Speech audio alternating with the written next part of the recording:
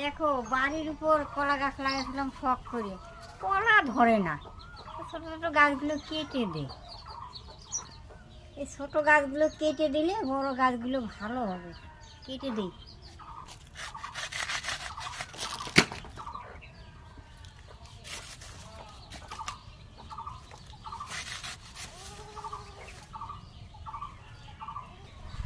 এই গাছটা মরিয়েই গেছে, কেটে দিই।